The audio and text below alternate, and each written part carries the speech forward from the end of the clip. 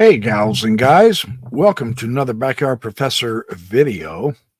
I'm excited to share this video with you. This was just a game I played tonight, Stockfish level 4 in my training, trying to acquire some chess depth. And I know Grandmaster Igor Smirnov says play both humans and the computer because the computer is it's the most logical way to study it. It is the most objective, etc. So I'm trying to take his advice, and I'm doing both. Fun game tonight. I had a 93% accuracy using the Jobava London. I am very excited to show you this game. I have not had this high of an accuracy ever. At all. So I'm suspecting that my studies and my practice is beginning to, I think, I'm going to be cautiously optimistic, but I'm not going to lie to you. International Master Alex Bonzia is my inspiration for trying this Jobava London. It is a great opening, and there's a lot to it. I know Daniel Norditsky gives lessons on the Jobava, as well as reputations, as far as that goes. So this is the typical Jobava London.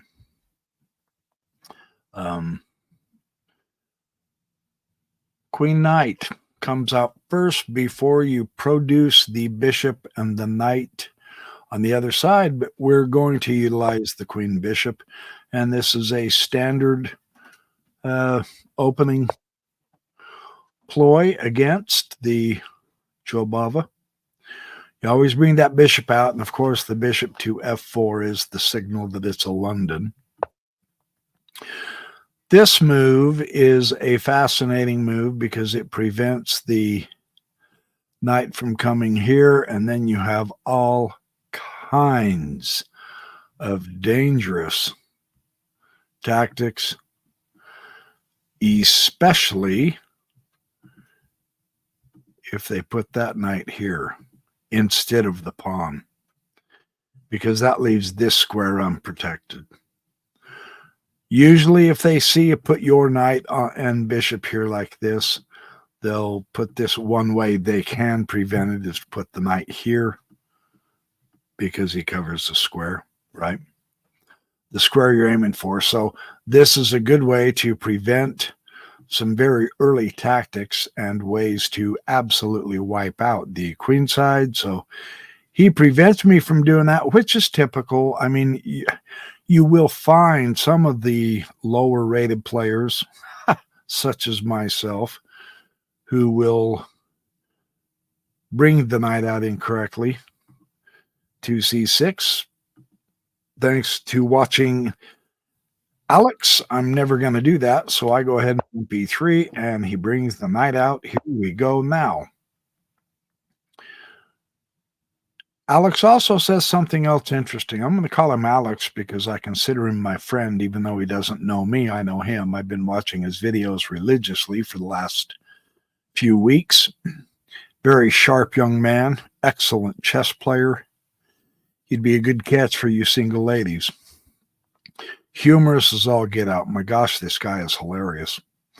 He says sometimes when we get this notion in our head, and it's true. He was talking to me. I felt like he was directly talking to me.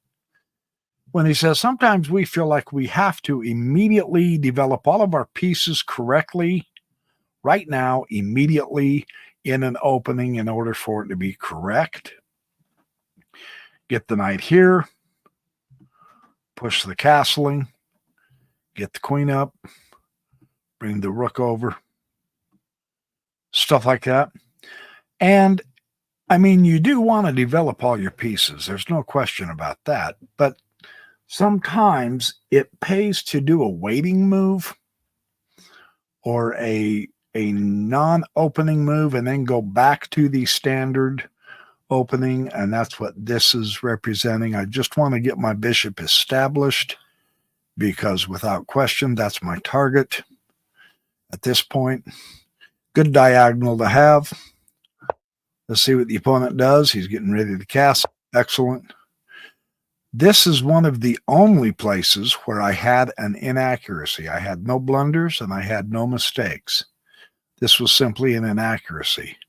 The computer actually recommended G4 here already. Now, it's interesting because the theory here, and Bonzia does say this. He says in the Jobava, don't castle short ever. Just don't do it. Short castling is not the way to go.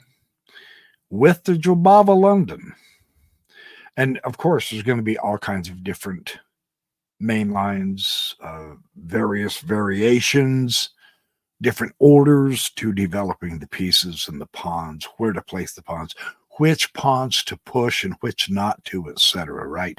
But in the Jobava, you always castle long.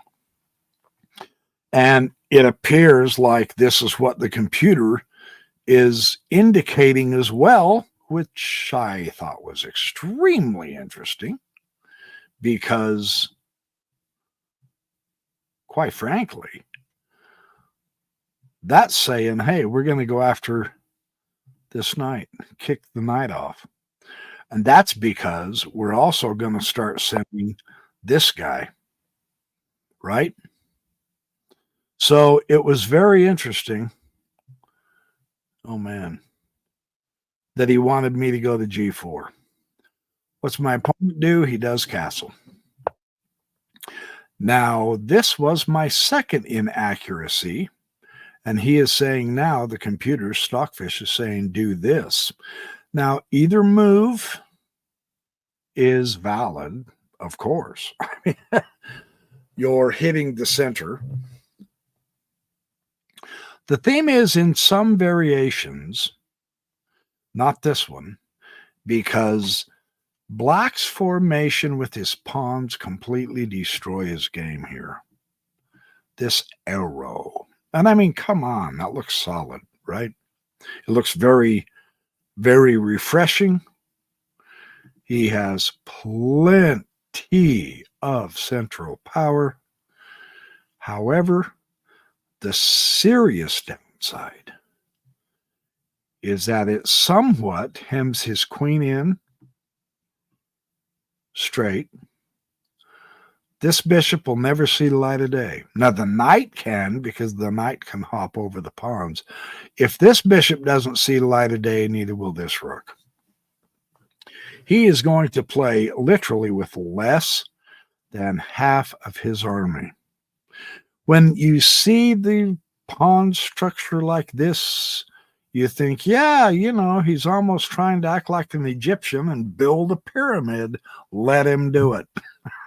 Let him go play in the sandbox of Egypt, because that is a fatal setup for a kingside from white, which this particular move helps establish.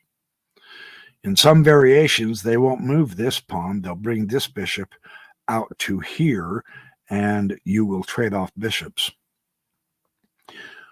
Or, oh, no. Yeah, he will do that. He won't do it in this game. There's another variation where the dark squared bishop ends up coming out. And if he does, you instantly go after him. You instantly start chasing him down, no matter what. And the point is, you want this guy on F3 in order to get that stab. It might be the white squared bishop, come to think of it. I'll have to check that variation. The bishop lands here. Oh, yeah, it is the white squared bishop. I apologize, because then you push G4 here. Now, here you push G4.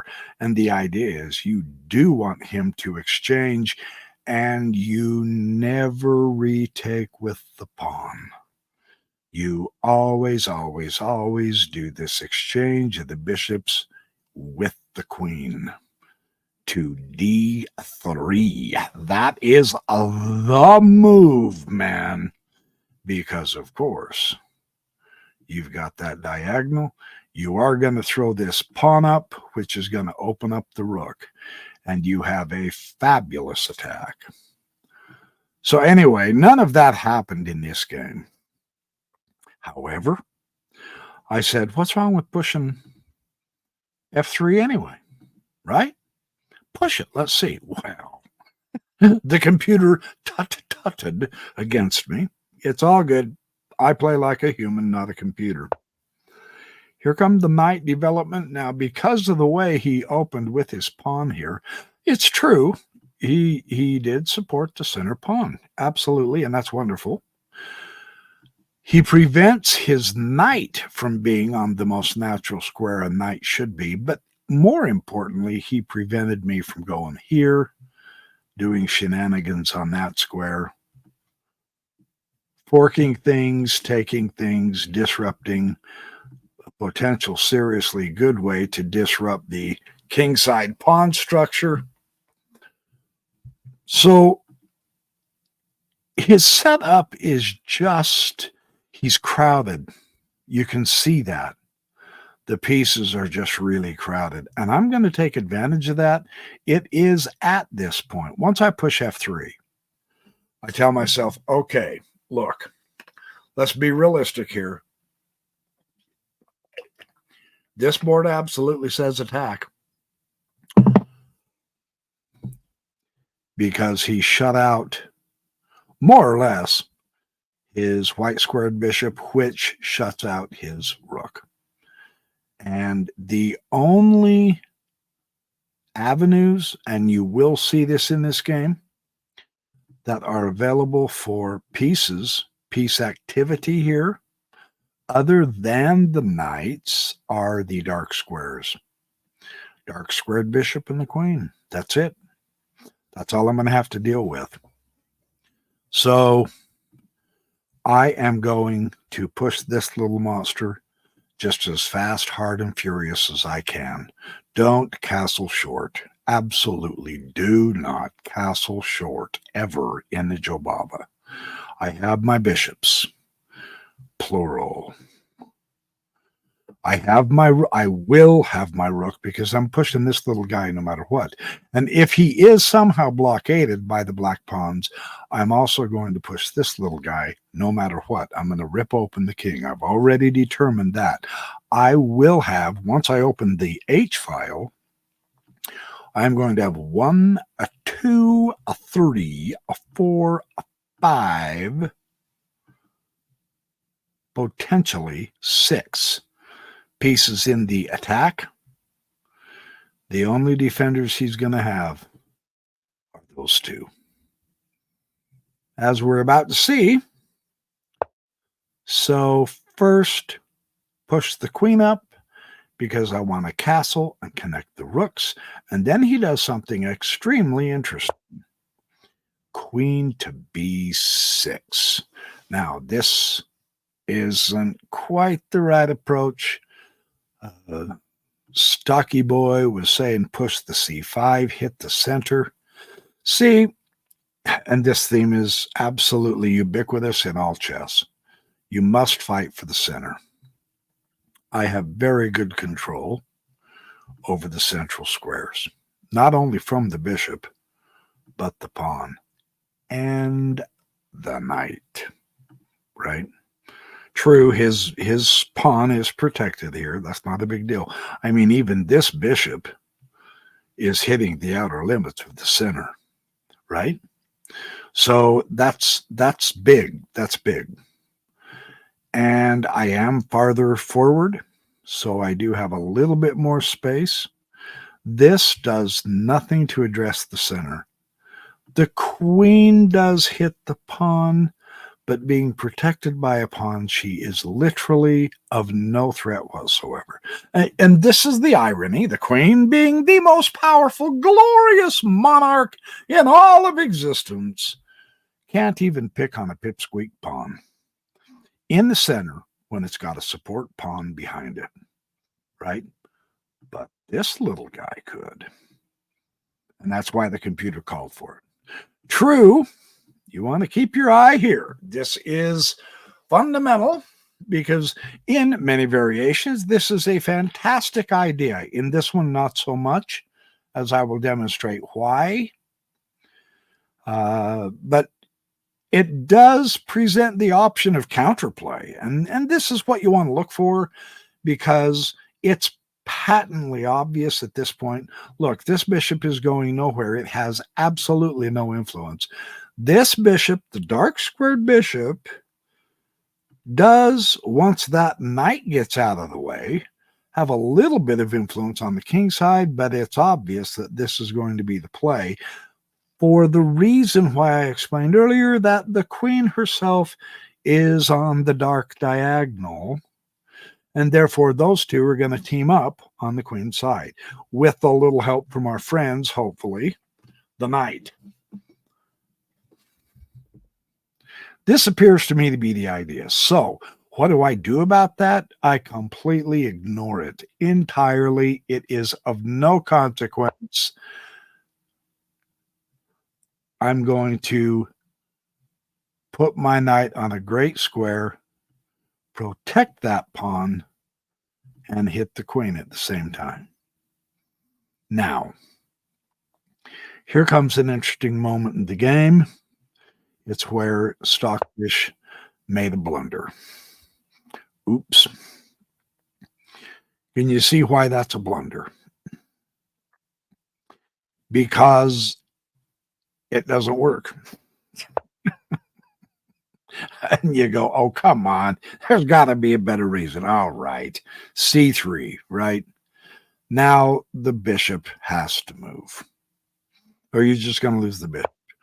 Well, this is not very good either for a very interesting reason. Is the pawn is still protected by the queen, right? Am I seeing this right? So, oh, come on. The pawn take, sorry about that. The pawn take the bishop gives me the bishop. Now you say, well, that gives the queen the knight. Okay. And that trade for me at this point is fine for this reason. And normally, getting a bishop for a knight is a good thing. And here it is an exceptionally good thing because that bishop's gone. It's useless, which means that rook 2 is gone. It's useless. Those two aren't even there in my mind. I don't even have to worry about them. There's no calculation. Woohoo! I hate it when I have to calculate because I'm so bad at it. But hey, limited repertoire. So I see a free bishop. Forgive me, but I see a free bishop. So I take, and here is the blunder. The queen now went back. So now, had the queen taken, I was going to bump, right, obviously. So she could have come here and been safe, but she wouldn't be doing anything because she can't move down to, this is completely forbidden to her, right? The pawn protects the pawn here. So of what use would the queen be there? So the queen would be completely lopsided, but they would, he would stay up material had he taken the knight, right? But I wasn't worried about that exchange. So this is a blunder that helps me, and it is at this point, I do believe it's at this point where I said, look at that outpost. Come on. You can't ignore that. I mean, that was made for night heaven, right? The only better way I could have a better outpost is if it was one row up, right? Oh, I forgot my heat. Hold on. I apologize. I apologize. Okay, I'm back. So, I mean, I've got to have that. I've got to have that. This knight is an absolute monster. Whenever you can get a knight like this, sincerely do so without hesitation. The cool thing I have here is a double dual protection on that outpost. I mean, hot dog, that is so beautiful. I can't help it. That's, to me, that's one definition of beauty. A knight on an outpost deep in the opponent's territory. Yeah, territory is how Smirnov calls it. So if he even would have pushed, it was all good. I was perfectly happy to exchange that knight because, see, this guy here, he's guarding the king side, right? So if I could entice him to come back this way and retake, right, then the guardian disappears. Really, that's Whistle and Dixie. He would probably have taken it with the bishop just to get the bishop off his home square. And if nothing else, move the rook over, right? Notice this, though. Notice, I am very happy to blockade this guy, to blockade this guy. Yeah. Very happy because it helps keeps the bishop caged.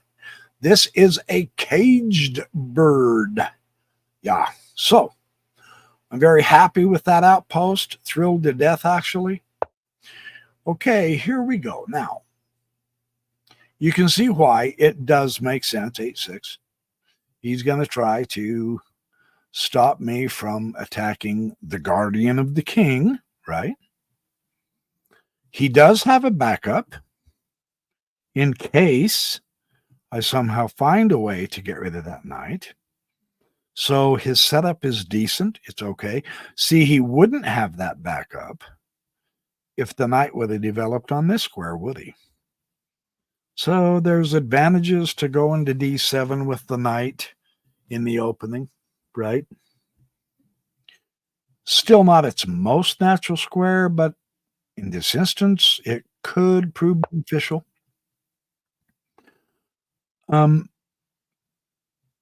Igor Smirnov, as well as Alex Bonzia on YouTube. This is absolutely my diagonal. I own that. I will never relinquish it because this guy's a prisoner of war. He's catching mice in the dirt floor cage that he's in with his buddy. So this angle's mine, this diagonal's mine. And both Smirnov and Bonzia really do emphasize get the queen bishop battery, but make it significant. Make it significant. What do we mean? Now, here we can see he's realizing, okay, hold it. Now, maybe I'm coming back. This does give me an option of coming here or coming here, you know. Maybe look in this direction, right? No. This side is completely blocked off. That magnificent Egyptian-looking pyramid of black pawns all the way makes it so that I cannot break through with a white bishop, nor do I have any desire to. So the reason I drop back, of course, is to pop the queen right here. The battery is effective with the queen behind the bishop, but the battery is absolutely superbo, absolutely magnifico with the queen in front. And so that's what I'm looking for. Well, that's a lot of power. So this makes sense. Hit the bishop. What do you do, Carrie? Look, I'm going to run this little squirt all the way. I'm going to run this little squirt all the way without exception. That is the plan in the long term. I am going to open my rook. I am going to have my queen here soon. I am going to have my bishop, and they are going to be on the most powerful battery. At this time, he protects that important square. I am potentially going to have this knight because he's very powerfully centrally located. And if I can kick this little guy off at f6, this guy could potentially take his place unless I take first. So this also is a very important piece. So I've got potentially 5 pieces into this attack. He's got 2. Notice this. This is huge. This is huge, man. 2 pieces to 5. Last time I did that math doesn't do very well. The queen isn't going to play much of a part. The bishop and the rook aren't going to play very much of a part. That leaves the 2 knights. What do you do in this case? Sack the bishop! Yeah, baby. And no, the stockfish doesn't like it. Leave it to the computer. Come on, give me a break. However, it wasn't a blunder. It's just an inaccuracy. Now, interestingly, he's saying bring the bishop back to g3. And look, I mean, for real, that is a great-looking diagonal. Yeah, come on, that's a pretty good-looking diagonal. And since, for all intents and purposes, and now notice the dark square bishop's gone. So it's only the queen that's going to be able to influence the diagonal here. So perhaps that's why it's saying, nah, maybe you better keep that bishop on that diagonal, right? Nope. Like I say, I don't play like a computer. Let's sack the bishop and open up that king. Did it work? Yes, indeed. Now, I can hear the birds of heaven singing, charge! Here we go. I am going full tilt at him. And here he makes an inaccuracy. Now, the guardian is not guarding that square. And it actually said to attack this guy. Get rid of that knight because he can become a nuisance, as we will see. So my opponent makes an inaccuracy, and I am ready to romp quick with this. Get the queen on. It's mate in 1 from this little lady here in the combo. Mate in 1. Mate in 1, mind you. What do you do? What do you do with that? Well, you go back and protect the square. But I have this little squirt. Charge! Attack the guardian and open the file. Fantastic. I'm happy. At this point, I'm really happy. So I'm not quite ready to attack yet because this guy is still in place. And he doesn't want to leave because I'm going right there with the queen. So he's desperately trying to dissuade me by attacking my queen. And now if I go too early, this is off base because the pawn guards it still. But if I go too early, then the knight gets me. Right? So I still have a rook And a bishop combo, though. Notice the beautiful coordination between rook, queen, and bishop. You got to watch these triangles. They are vicious. You think this triangle's tough here? That triangle ain't tough. My triangle's tough. So this is a desperate move. You simply take, and I do have to take it because I do not want to move my queen down, for instance, because I want to be on this fantastic diagonal. So I really don't want to move my queen, so just take the time to take the knight. And now here comes the queen again. Weak pawn. Uh-oh. Diagonal to the king, check. Uh-oh, wait a minute. Hitting the pawn. Uh-oh, wait a minute. Also hitting the knight. Hold it.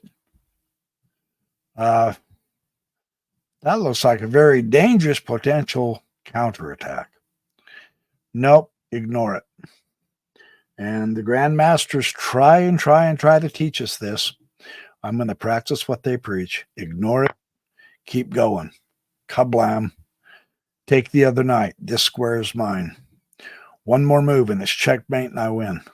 I got rid of the guardians. Both of them, incidentally. Woohoo! But there is a check to deal with first. And I have this one sewn up in the bag. So all I have to do is either move the king, which is somewhat passive, or block it. I chose to block it with my trusty steed. Notice I didn't even have to bring the steed into the king side attack. Notice this, man. There are just everything around the king.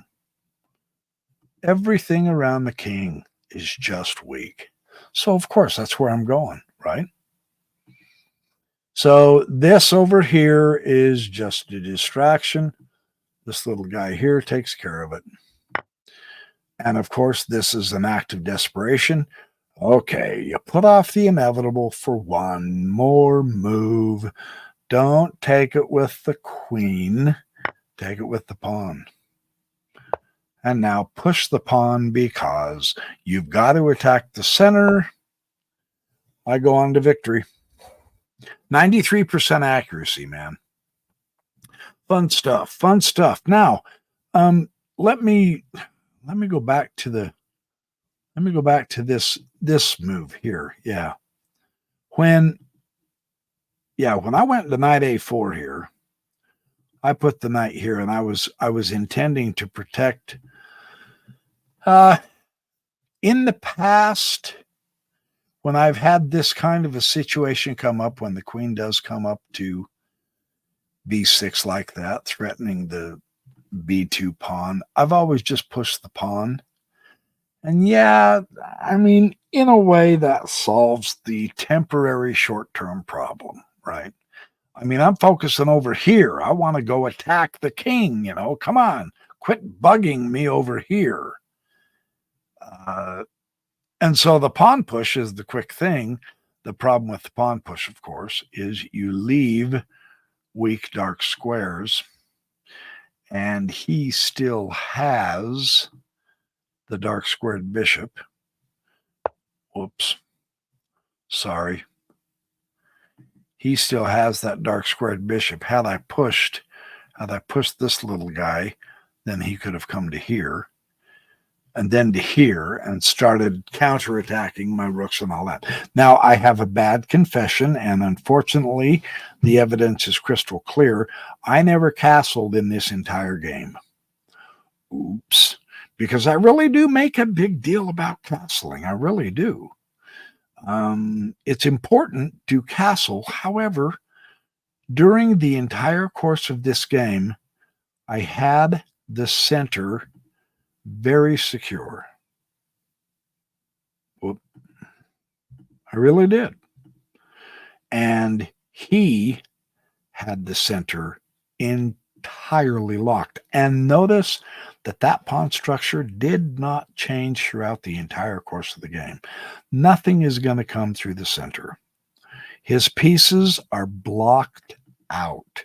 This rook is not going to do a thing except just sit there next to his king, right? The only active pieces he can get are going to be the knights and more or less the queen until he blundered the bishop, because he blundered the bishop.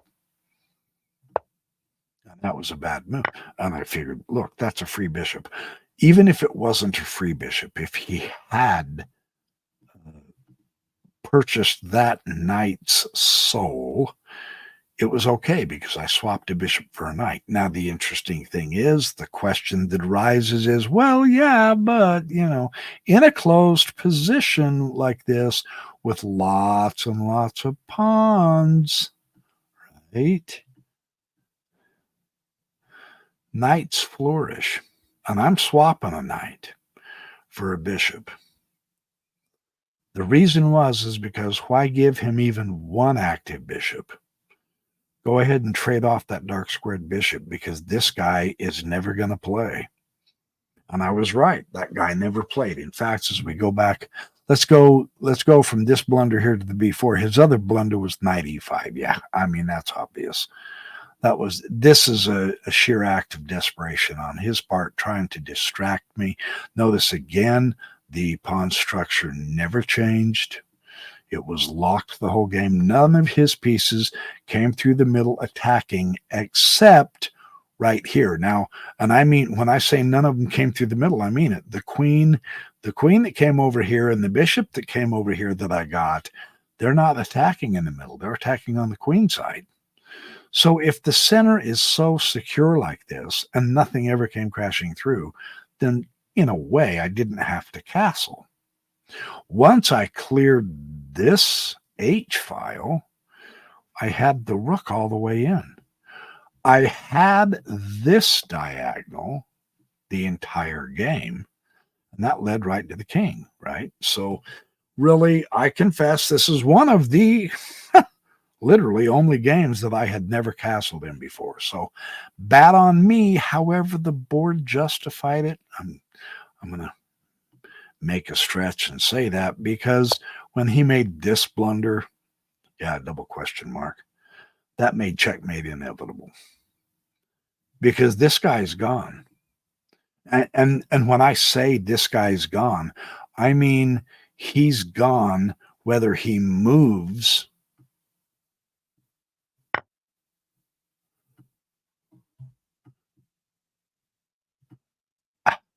to here, or he moves back, doesn't matter.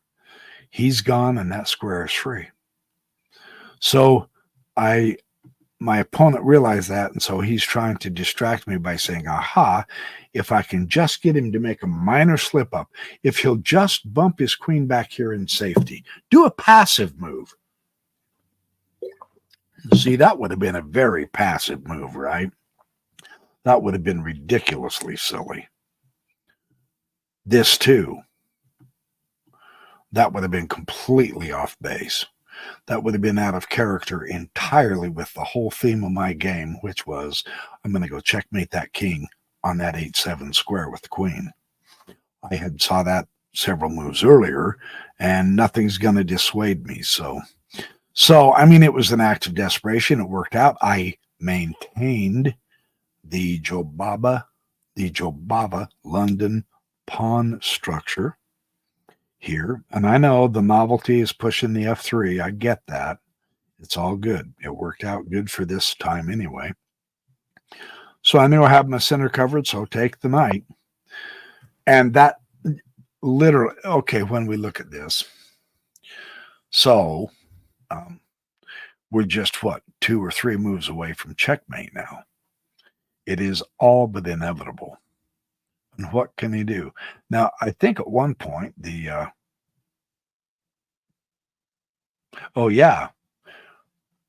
he moved this knight, when he bumped the knight here, the computer was saying you need to move the rook here. And because he's got an escape square at this point, this knight's covering that square.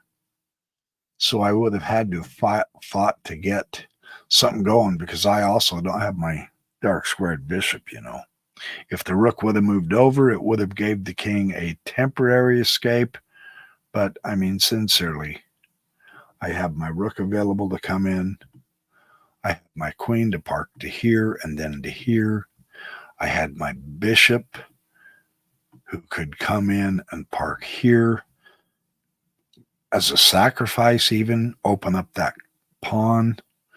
And if not a sacrifice, then the queen itself could take that pawn, supported by the bit. I mean, there's no way he could win. It would have taken me a little longer, that's for sure. So those two blunders just more or less extended the game, just one or two pieces or one or two plays, just like this one did.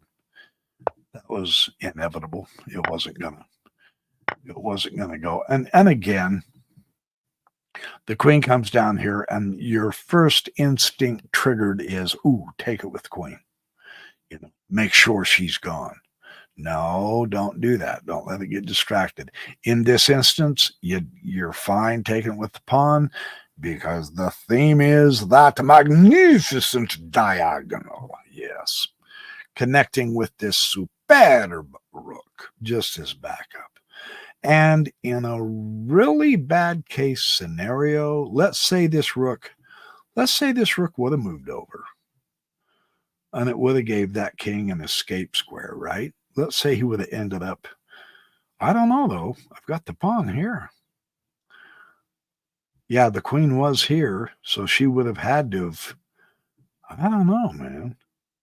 That's not an escape square. It would have just gave the king one more square, and I could have bumped the queen down to there and gone mate.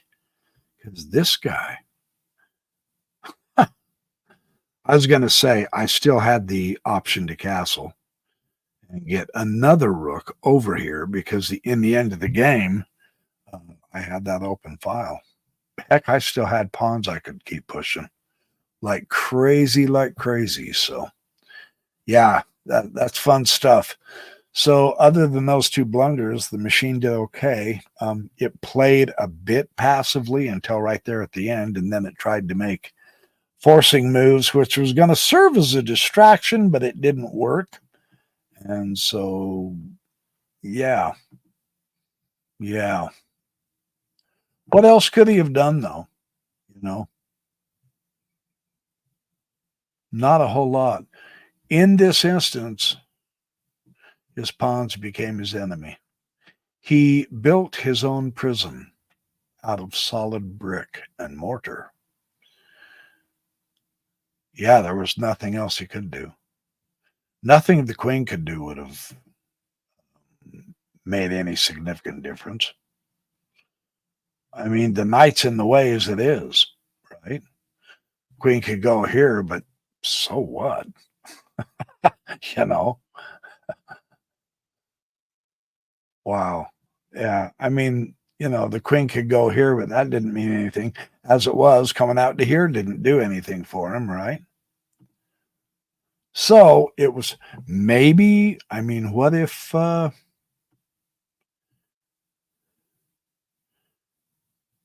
could the king have come up one and then rook come over? Exchange the rooks? Like I said, though, I still have castling options and I can stick a rook down there once I put that knight there to guard the rook.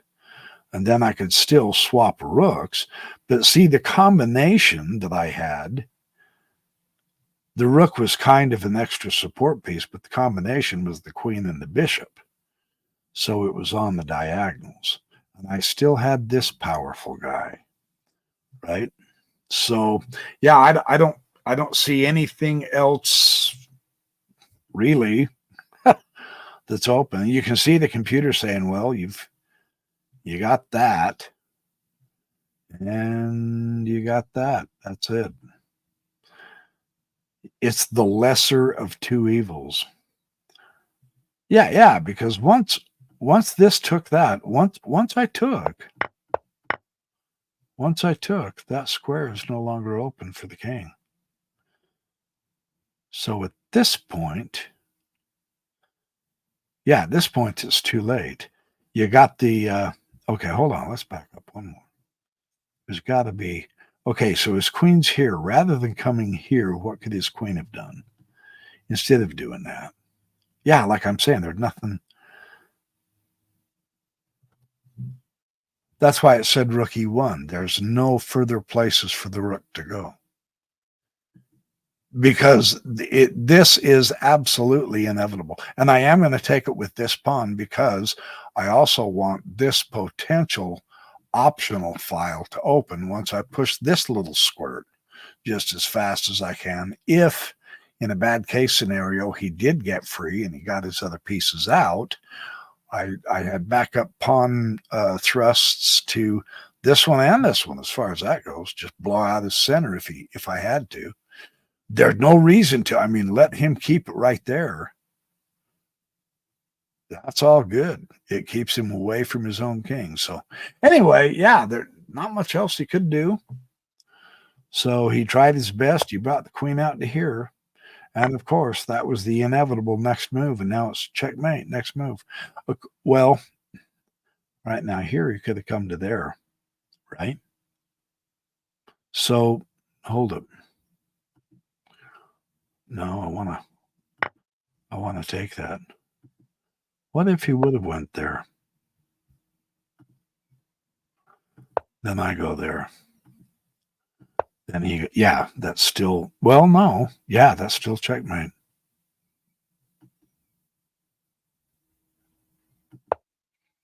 Yeah, that's still checkmate. Wouldn't have helped.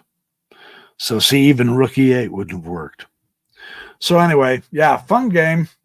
I'm thrilled with the 93% accuracy. Like I say, I've never done that before ever. So it kind of gives me hope, which I'm hopefully spreading to you. It could give you good hope too. It's just a matter of, holy cow, it's a boatload of work. And it's a process. It's a schooling. I'm imagining I'm in college trying to get my master's degree in chess, my master's rating in chess, right? I'm just calling it a master's degree. And so I'm trying to treat my next several years like I'm in college. We'll see what I've got. So I want to see what I have. So, hey, thanks for taking the time to watch the video. I've rambled on enough, but I wanted to analyze that just to make sure. Fun stuff. So I will keep you apprised. I do have some good chess games that I have lost that I will show you also. It's just that this one really surprised me that it was such a high percentage of accuracy, which really encourages me.